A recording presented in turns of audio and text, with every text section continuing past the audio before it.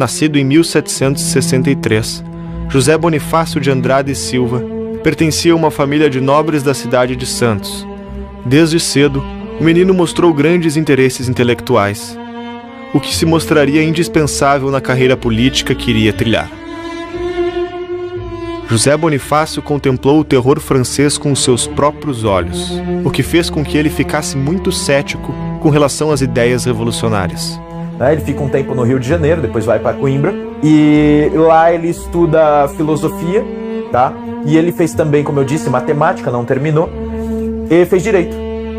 Então é um homem que tem uma formação ao mesmo tempo clássica, científica e jurídica. José Bonifácio sai de Portugal e vai para a França. 1790, gente, no ano seguinte do estouro da Revolução. O cara tava lá, estavam jacobinos indo às ruas, tava a briga por como é que será essa Constituição, como é que a gente aplica esses direitos do homem recentemente escritos. Aquela luta toda tava nas praças, tá entendendo? E o José Bonifácio tá lá. Contudo, no outro lado do Atlântico, alguns anos antes havia eclodido uma outra revolução, a Revolução Americana, que também teria influência no pensamento de José Bonifácio. Mesmo com a Revolução Francesa e a Revolução Americana tendo nomes semelhantes, as ideias e os eventos que motivariam ambos os movimentos foram muito diferentes. A Revolução Americana foi uma luta dos colonos para a preservação de seus modos de vida tradicionais.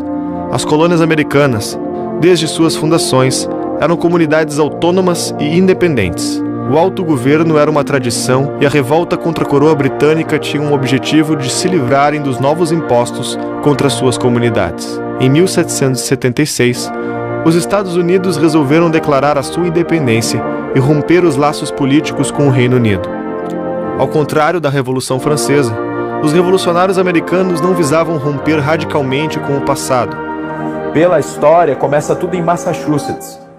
Então, em Massachusetts, você tem primeiro a luta contra o aumento dos impostos. E, na verdade, não era bem aumento. Nos Estados Unidos era uma fiscalização. Os impostos já havia.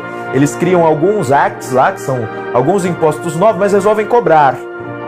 Tá? Não adiantava só colocar imposto, era necessário cobrar. E aí, eles, na medida em que eles começaram a fiscalizar e já havia um imenso contrabando instalado ali, que criou um mercado enorme, os americanos se revoltaram. Eles resolveram fazer o primeiro Congresso Continental, que reunia lideranças, 5 representantes de cada colônia. Eles foram todos para Filadélfia para pensar, e aí, tem os rebeldes lá em Boston, né, a tensão escala na cidade, tem muitos guardas britânicos, a coroa não nos ouviu, seguem taxações, seguem decretos sendo baixados sem o nosso consentimento e afinal... somos ingleses livres ou não? Foi uma revolta contra imposto, tá entendendo? Imposto sobre o chá. E aí eles acabaram ficando conhecidos como rebeldes e pouco a pouco o Império Inglês, na verdade o rei da Inglaterra, o George III, começa a impor cada vez mais pressão sobre Massachusetts. Mas os outros estados começam a também reagir e a aderir à revolta. Aqueles que fazem parte da Revolução Americana eram homens feitos, muitas vezes cultos, muitos eram fazendeiros, outros eram militares, outros eram advogados. E todos eles se uniram, primeiro para reclamar que impostos estavam sendo cobrados sem que eles participassem do parlamento. E não foi autorizado a eles participar do parlamento, tanto que o rei disse que se eles continuassem com aquelas reuniões imprestáveis e desqualificadas, eles seriam todos enforcados. A Revolução Americana e a Revolução Francesa são fenômenos radicalmente opostos. De um lado, o objetivo era a continuidade e a preservação dos direitos tradicionais. Do outro, era um movimento que visava a criação de um novo mundo. O lema francês de liberdade, igualdade e fraternidade na política não tinha nada a ver com a liberdade proclamada pelos americanos no direito à vida, à liberdade e à busca pela felicidade, na Declaração de Independência dos Estados Unidos. Quer dizer, a França é uma história de erros. Nos últimos 200 anos, uma história de erros. Nos Estados Unidos, você não pode dizer que foi uma história de erros. E tem erros, mas tem sucessos também. Né? Então, se você vê o crescimento da potência americana e o definhamento da França, é um contraste brutal. E eles achavam que estavam fazendo a mesma coisa. Ambos os aprendizados seriam elementares para formar a biografia de José Bonifácio. que ainda se revelaria muito importante para a história do país. Ninguém parecia poder frear o furor revolucionário. A prova disso é que o próprio líder da Revolução, Robespierre, também acabaria guilhotinado. Depois ele mesmo é decapitado, você tem uma volta aí dos girondinos, e os girondinos depois eles têm um modelo de governo improvisado, no qual tem 3 cônsules, né? E eles precisam chamar mais um, e eles pensam quem que a gente pode chamar para dar legitimidade perante o povo, ou seja, para o povo calar a boca, não ficar enchendo o saco, não matar a gente, não derrubar tudo de novo. Aí eles pensam, cara, quem que realizou milagre nessa revolução mais do que um general que comanda tropas populares e vence exércitos treinados por outros países? Esse maluco desse Bonaparte, tá entendendo? As famílias monárquicas no restante da Europa começaram a preocupar-se com o caos político da França. Os reis temiam que aquela catástrofe se transformasse em exemplo para o restante do continente e começaram a investir na ideia de reconquistar o território. Para defender-se da Europa, os revolucionários precisavam de alguém que conseguisse comandar um exército composto pelo povo destreinado.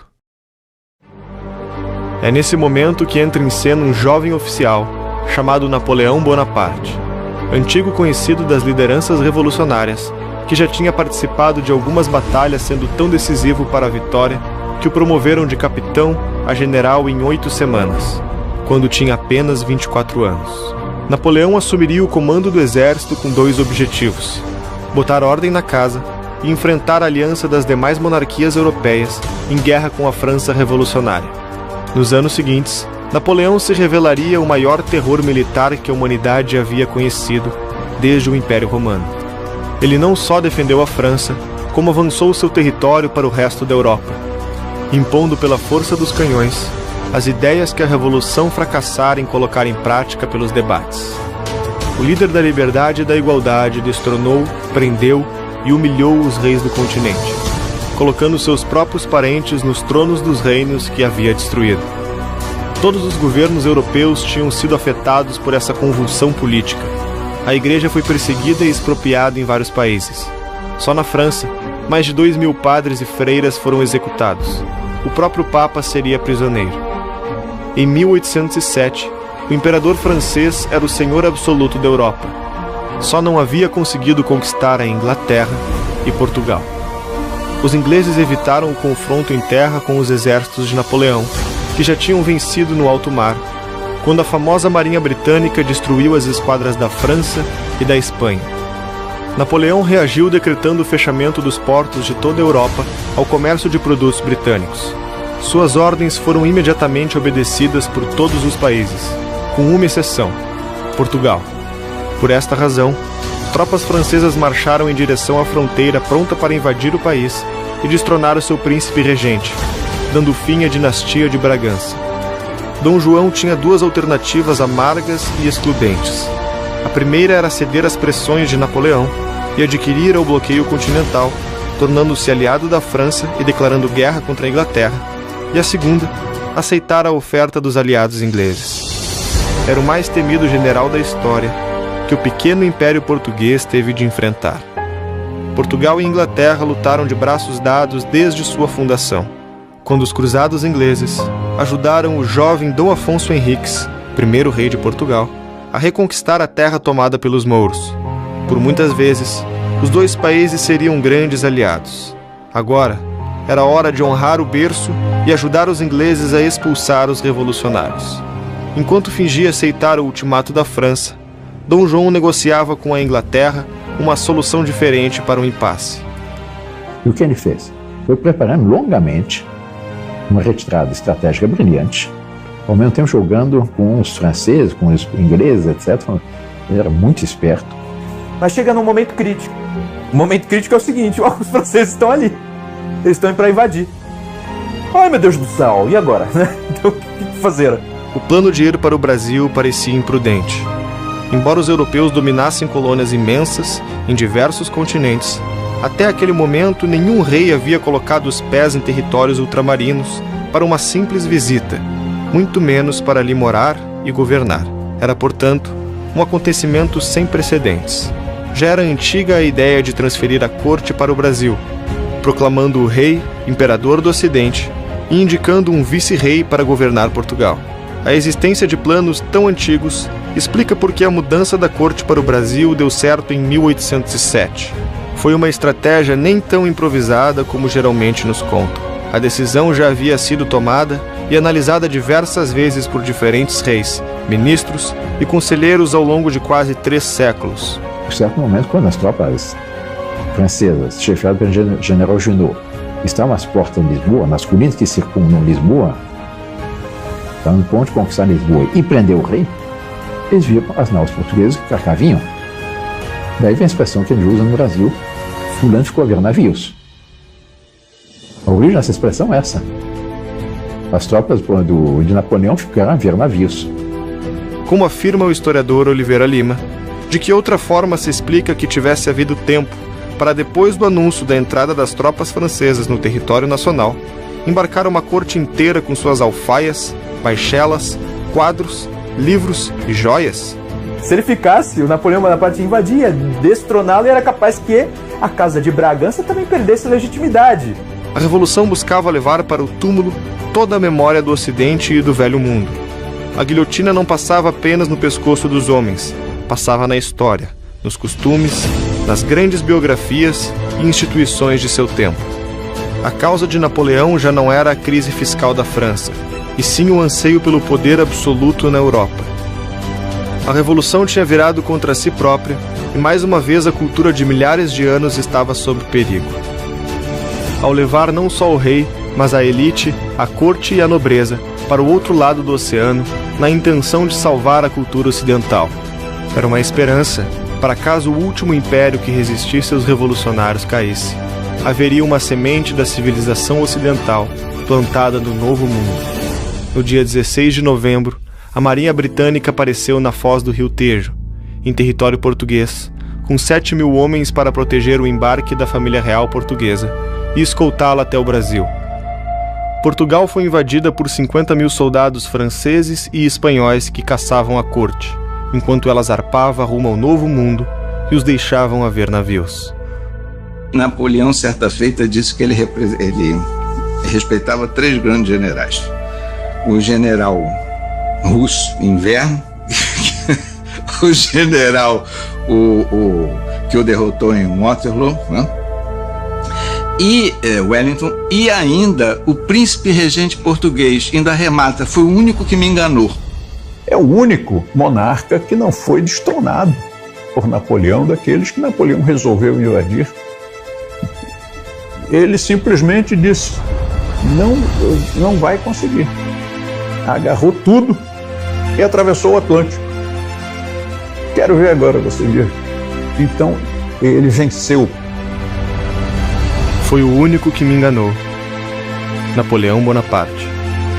Em suas memórias escritas pouco antes de morrer no exílio, na ilha de Santa Helena, referindo-se a Dom João VI, rei do Brasil e de Portugal. A vinda de Dom João VI para cá não foi um ato intempestivo, mas algo que já estava em cogitação, né, de que o nosso país se tornasse sede da monarquia portuguesa. Quando uma pessoa estrategicamente muda a capital de uma área do país para outra área do mesmo país, não é uma fuga, é uma transferência por razões estratégicas, para evitar ser capturado, como foi capturado o rei de Espanha, ficou prisioneiro de Napoleão, né? E vários outros reis europeus que ficaram nessa circunstância. Quando Dom João VI sai de Portugal e vem para o Brasil, ele tornou Portugal inconquistável, mesmo que fisicamente ocupado. Se lembra um pouco o jogo de xadrez, em que se você não tomou o rei, você não levou a partida, né? Isso é um aspecto interessante, estrategicamente falando. Portugueses de Portugal escreviam para o rei e diziam que o futuro estava aqui no Brasil. O futuro de Portugal estava no Brasil.